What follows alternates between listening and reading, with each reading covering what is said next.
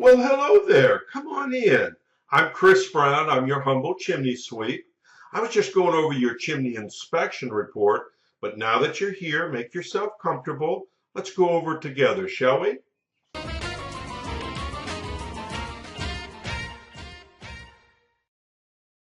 Okay, now let's take a look at the inspection report and see how it reads out.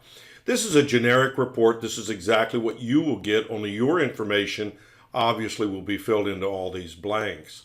The upper right-hand corner of the report is the legend. Each one of these initials pertain to something. A is consistent with the age of the chimney. B, see comments below. C, repairs needed. D, need further evaluation. Or E, not applicable. And they're placed into the boxes next to the parts of the chimney that can be easily identified in this diagram. And then, of course, you'll find my comments here below. Now, let's take a look at your personal report. So stay with me.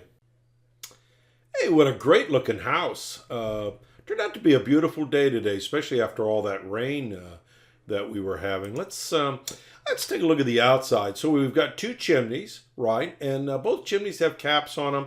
These chimney caps are keeping the rain out of the system, rain out of the flue, out of the fireplaces. It's also, you can see it's got a screen around it to keep the birds and the squirrels out as well. And this is kind of an aerial view of that, but you can see the top of the chimney cap that also keeps that rain out.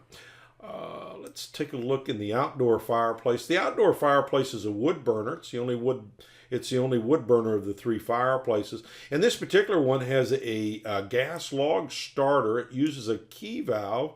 You can see this key right here that I'm using here. What that does, it turns on the gas. There's gas up underneath the log grate. And you've got your wood piled there, and you've got a couple sheets of newspaper which you light, right? Because there's no pilot to these.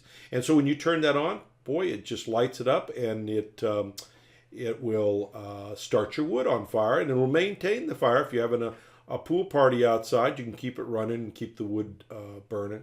Flue system itself looks good. Let's go back up to this video or shot here, and we can see it does have a working damper. And no need to sweep that one out right now. It looks in great shape, maybe in a couple years. In the den inside the house, the den fireplace is a working set of vented gas logs. Now, this is a Peterson set of logs. It comes with a remote. The remote apparently is missing. What I did is I tricked it to turn it on so that you could see what you were buying. But you'll need to go to someplace like Hearth and Patio, who sells Peterson logs and remotes, and they'll fix you up with a remote for that. Damper has a damper block on it. The reason you need a damper block, all vented gas log sets put out carbon soot, carbon monoxide, both of which you don't want into your house, right?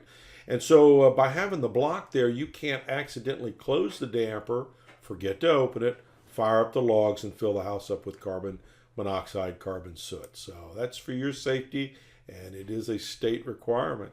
It's also using a key valve here as a service valve. That's for your service providers like a licensed plumber or your humble chimney sweep. You don't need to worry about that. You'll be using the remote to operate your logs.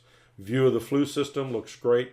Let's go upstairs. So upstairs we've got a beautiful heat and glow fireplace insert. Now this particular one puts out a lot of heat. I've got the door open here so you can see the underside works, but basically air comes in from the bottom. It's heated up when you've got the gas logs running, and it comes out through the top as convective air. It also has a fan set in there, and this remote over here, this wall remote, operates it.